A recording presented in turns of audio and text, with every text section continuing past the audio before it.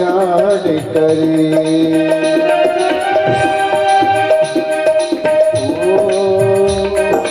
बोले बाबा हम पर, हे बोले बाबा हम सब पर अपनी कृपा बनाए गे। बोले बाबा हम सब पर अपनी कृपा बनाए,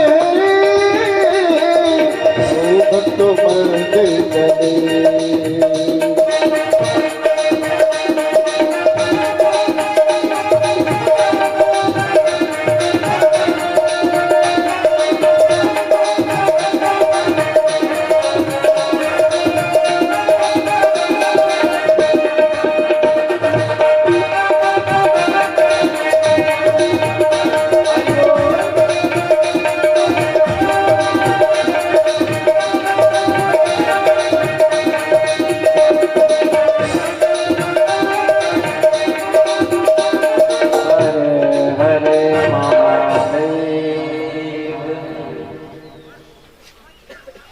पीपल के वृक्ष में जब दरिद्रा माँ आके बैठी रविवार के दिवस, ध्यान देना जहां पे दुख प्रकट होता है वहां से भोले बाबा दूर हो जाते हैं। कहां से? आज भी आप ध्यान देना, पीपल के मूल में ब्रह्मा कौन बैठे? पीपल उत्पत्ति कैसे हुई? जड़ में कौन जाके? जो शरीर था, जिसकी हड्डियां थी, मेदा थी, और जो पृथ्वी के अंदर ब्रह्मा जी पहुंच गए और वहां से जड़ प्रकट हो गई, और वहां से जो मूल निकला है, और जो उसका जो मूल निकला, मूल से जो डाल प्रकट हुई, मूल में विष्णु भगवान बैठे, पर मेरा देवातिदेव महादेव उस पीपल के ऊपरी छोर में जो छोटी छोटी डालियां होती है, पत्ते होते हैं, उसमें किसका वास हो गया? शिव का वास हो गया। बहुत ध्यान से सुनना। पत्ता पूजते हुआ पान को, एक ये पान है, एक पान खाने का भी होता है।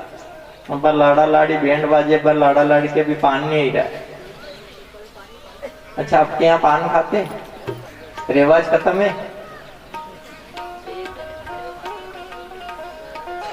वो पीछे वाले जिसकी आज से 15-20 साल पहले शादी हुई, उससे उनसे पूछना, 20-20 पान जेब में रहते हैं उनके, और 50-50 लोग आते ज्यादा, या दूसरी चीजें कुछ समय के परिवर्तन से चल रहा है।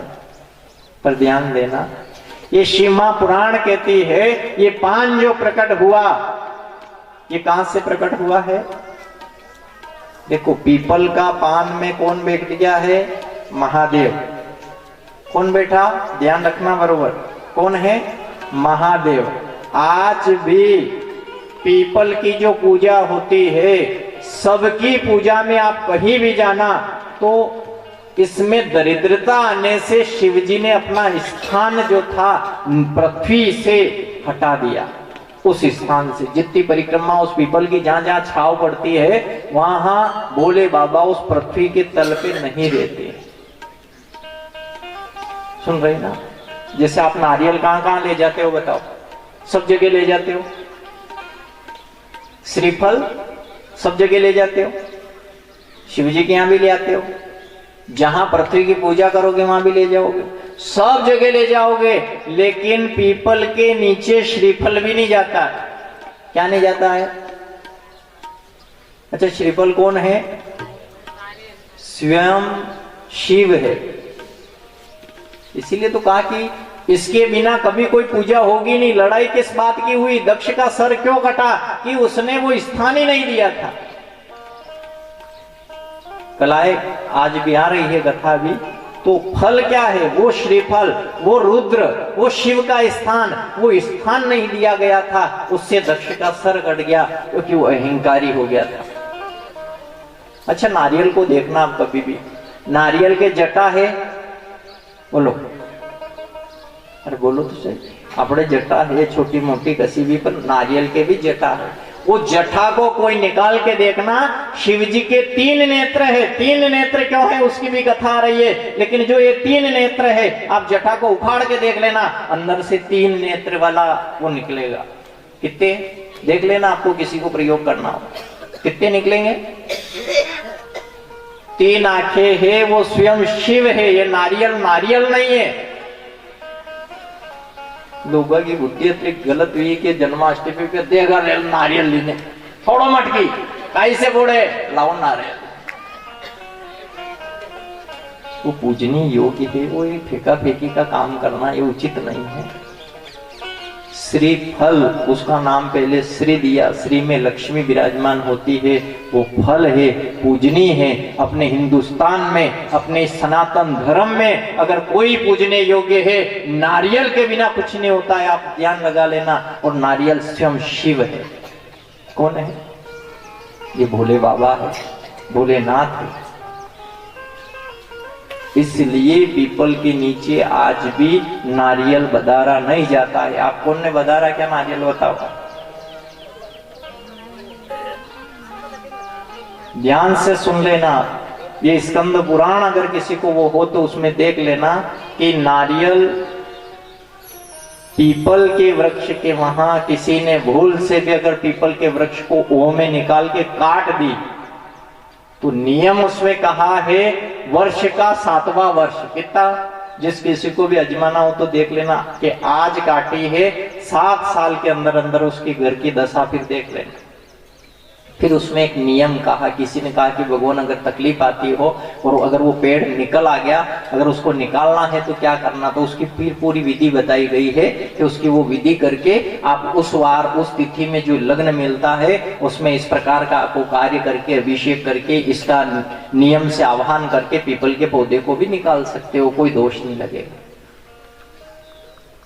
पर आप जबरदस्ती उस पर वार मत करना, काटना मत। तो यहाँ श्रीमा पुराण कहती है इसमें जो पान आया और एक खाने का भी पान है, उस पान की कथा श्रीमा पुराण में आगे वर्णन सुनना। ये 14 मुखी और 14 रतन निकले। ध्यान देना बरोबर। कितने मुखी? 14 मुखी रुद्राक्ष और 14 रत्न निकले। तो 14वें रत्न में क्या निकला था सब जानते हो? बताओ, आप बताओ, बोलो। धीरे से खाली मुंह हिलाओ, हम जान जाएंगे। आखिरी में कौन निकला था? जिसके लिए मंथन हो रहा था वो निकला। कौन था वो? पीने का अमृत निकला ना। अमृत निकला तो अमृत लेकर छीना झपटी हुई, सब जानते हैं। और छीना झपटी हुई जब भगवान इंद्र के हाथ जो लग गया था तो इंद्र के हाथ से बलि और जो राक्षस थे उन्हें छीना था, पर उससे पहले की कथा भागवत में नहीं दी गई है। तो शिव पुराण में ध्यान देना, वो अमृत कलश लेके इंद्र ने क्या किया, उस इंद्र ने अमृत कलश को ले जाके जहां ऐरावत हाथी बंधता था, उस हाथी बंधने का जो खंबा था उस खंबे के वहां ले जाके वो कलश को छुपा दिया। और जो अमृत कलश छुपाया, उस अमृत कलश को छुपाया तो वहां बूंद गिर गई अमृत की। काहे की? वो ध्यान से सुनना, ये पान की कथा है। किसकी? पान खाया है ना सबने। अमृत की जो बूंद गिरी, जैसे बूंद गिरी और बूंद से एक बेल प्रकट हुई। क्या प्रकट हुई? बेल प्रकट हुई। वो बेल उस खंबे के आसपास चलती चलती ऊंचाई पे निकल गई तो उसको वो ऐरावत हाथी खा गया, उन पत्तों को। जैसे ही उसने पत्ते खाए न वो मदमस्त हो गया। जादू है उसमें, अमृत से बनी हुई थी। कौन सा पौधा? ये बेल, जिसके पान लगे। सब खाते हैं पान, कि माँ के पान वड़ेंगे आज हुए, ठीक। तो ये पान जब हाथी ने आदमी पे असर किया, क्या हाथी पे असर कर गया और हाथी मदमस्त हुआ, तो इंद्र ने पूछ लिया, क्यों ऐरावत, आज क्या बात है, बहुत प्रसन्नचित देख रहे हो, बहुत मस्त हो रहे हो, क्या मिल गया? उसने कहा कि जो मिला वो बताने का विषय नहीं है। मिला क्या बताओ? तुमने घड़ा रखा था, वहां से एक बेल प्रकट हुई, उसके पान खाए तो मैं तो समझा कि स्वर्ग में क्या, मैं आनंदित हो गया, जैसे अमरता का वरदान मिल गया हो। कोई भी पान खाए तो उसको देखना, वो यूं होचेगा कि बस इंद्र की गादी पे मुझ बैठो। असर कर रही है होती, क्या कर रही है? जो अमृत की बूंद से बना और जिस पान को हाथी ने खाया तो मदमस्त हो गया, इंद्र ने देखा मैं भी खा लूं, इंद्र ने खाया वो भी मस्त हो गया। तो उस समय 3 आ रहे थे, ध्यान देना, एक लक्ष्मी, एक नारायण, एक दरिद्रता। ये शिव पुराण की कथा चल रही है। ये तीनों जब आ रहे थे, लक्ष्मी ने उसको छू लिया पत्ते को। इंद्र से पूछा क्यों मस्ती में हो? उसने कहा इस बेल का, इस पान का कमाल है। तो उसने कहा ऐसा कौन सा पान निकल आया, देखते हैं। विष्णु भगवान ने हाथ में लिया, लक्ष्मी ने हाथ में लिया, तो दरिद्रता पास में खड़ी थी, उसने भी अपने हाथ में ले लिया। अब सोच लो, विष्णु भगवान के हाथ में आया, विष्णु भगवान मस्त हो गए, लक्ष्मी के हाथ में आया, लक्ष्मी भी आनंदित हो गई, और जहां दरिद्रता के हाथ लग गया, दरिद्रता भी मस्त हो गई। अब दरिद्रता का हाथ इस पान के लग गया। अभी पान खाओगा? लक्ष्मी का हाथ लगा, नारायण का हाथ लगा, जहां इंद्र ने इसको खाया, लेकिन दरिद्रता ने इसको छू लिया। तो हमारे नारायण ने कहा, हे दरिद्रता, तूने इस पान को छुआ है, अब छू लिया है तूने, तो तेरा भी निवास इसमें हो गया है। पान में नारायण रहते हैं, लक्ष्मी भी रहती है। उसकी करवरी देखी होगी ना आपने, पीपल का पत्ता, और उस पत्ते में थोड़ा ये कड़क है, वो नर्म है, लेकिन उस पत्ते में ज्यादा अंतर नहीं होता है। पर वो पत्ता देखना आप, उसका नियम से, दरिद्रता से आज नारायण ने कहा, हे दरिद्रता, तूने इसको छू लिया है। कहां से पकड़ा? तो उसने कहा मैंने आगे से भी पकड़ा और पीछे से भी पकड़ा। कहां से पकड़ा? तो आप पान खाने के लिए पान की गुमटी पे जाते हो, पान लेने जाते हो, तमोरी के वहां जाते हो, जो पान बनाता है, नियम देखना, आज भी उसको ज्ञान है, वो आगे से भी काटेगा ना पीछे से भी। पाटीदार जी, आगे से भी काटे, और क्यों काटे हुए? वो कैची रख रखी, उसने यूं पकड़ेगा उस पान को, नहीं यूं डबल करेगा, नहीं यूं काटा, नहीं यूं पीछे से काटा, न वो लिया गत्ता चूना ने ये लगाया।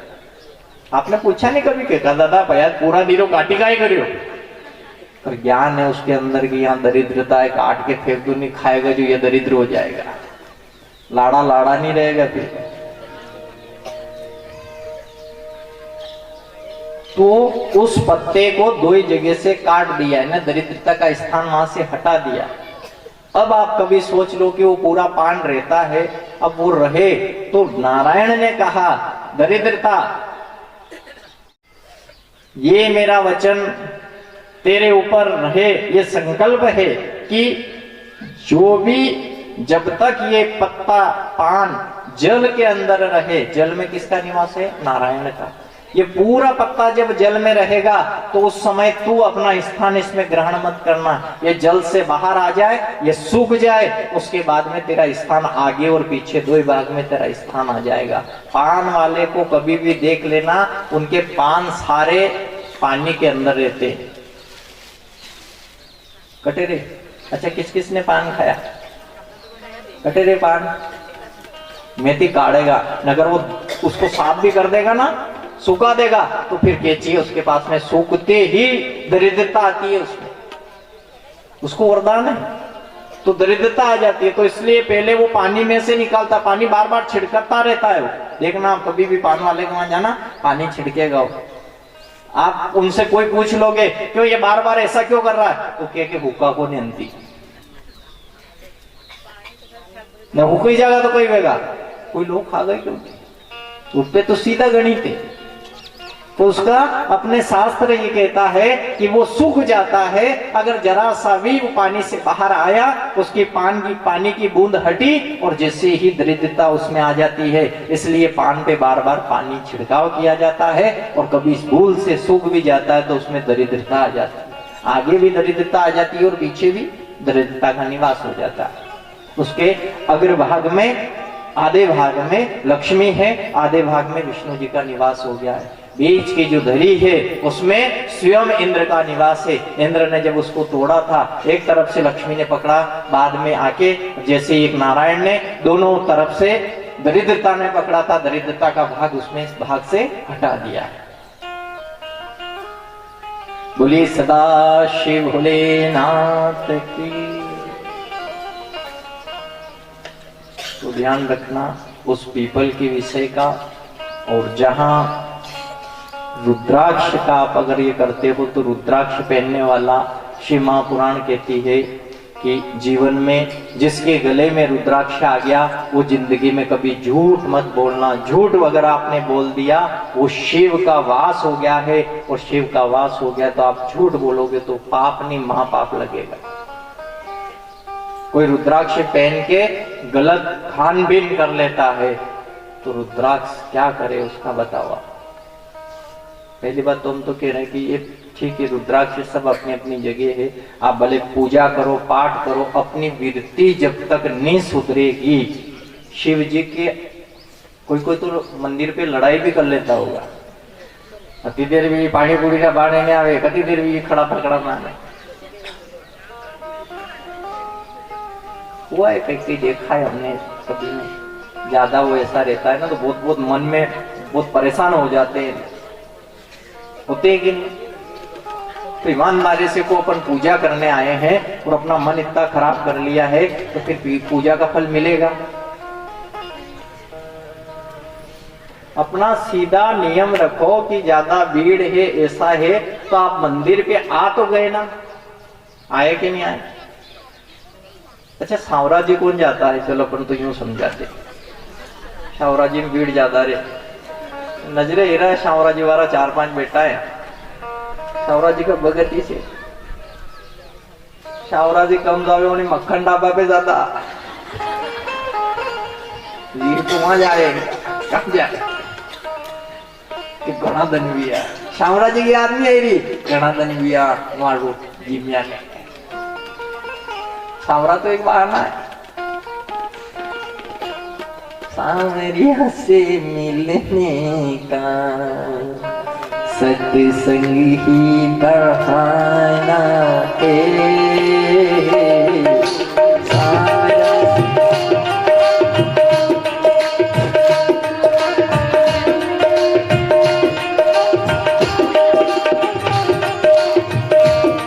मिलने का सत्संग ही बहाना है। सांवरिया से मिलने का सत्संग ही बहाना है। सांवरे से मिलने का सत्संग ही बहाना। सांवरिया के लिए एक बार जोरदार ताली बजाते हुए और सांवरिया के चरणों का ध्यान करना, क्योंकि सांवरिया में और शिव में कोई अंतर नहीं है।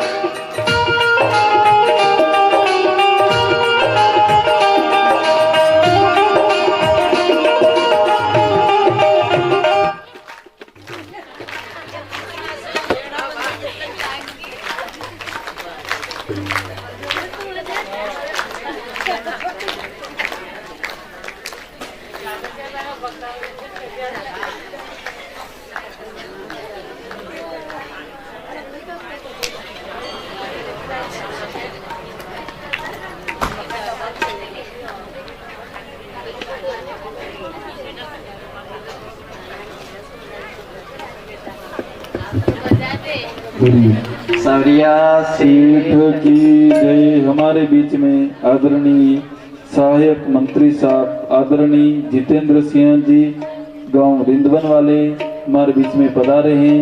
मैं आपसे निवेदन करना चाहूँगा आप बड़े आदर और सम्मान के साथ मंच पे पधारे, गुरुदेव का स्वागत करें। आपका स्वागत, वंदन, अभिनंदन। एक बार जोरदार ताली बजाइएगा।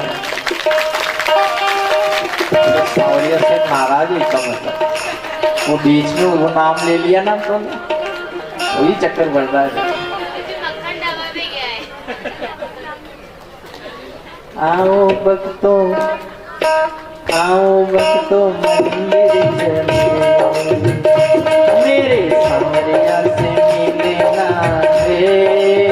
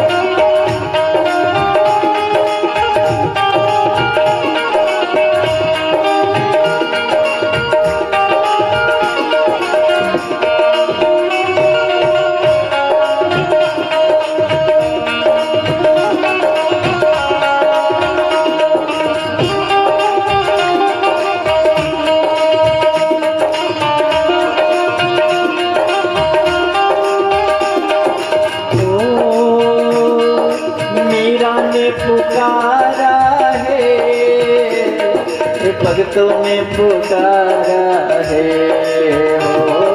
मीरा ने पुकारा है, भक्तों ने पुकारा है हो। मीरा ने पुकारा है, मेरे भक्तों ने पुकारा है। मीरा ने पुकारा है, सब भक्तों ने पुकारा है। और मीरा को कहाँ मिले? ओ द्वारिका की नगरी में, ओ द्वारिका की नगरी में मेरे श्याम का बसेरा है। द्वारिका की नगरी में तेरी शाम का बसेरा है।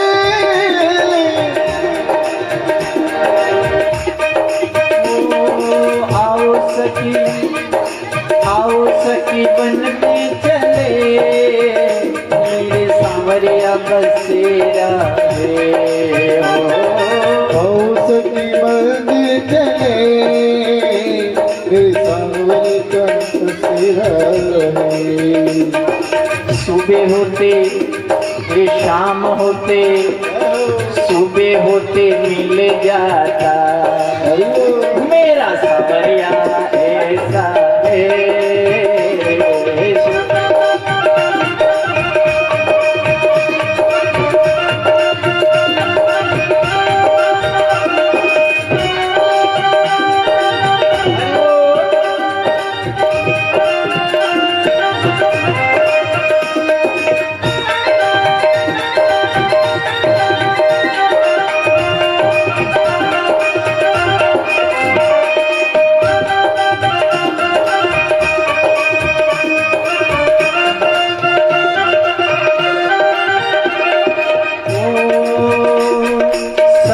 सेठों का वो बड़ा सेठ हो। सबसे बड़ा तो सेठ बना है। सेठों का सेठ हो, सेठों का सेठ हो, मेरा सांवरिया सेठ है।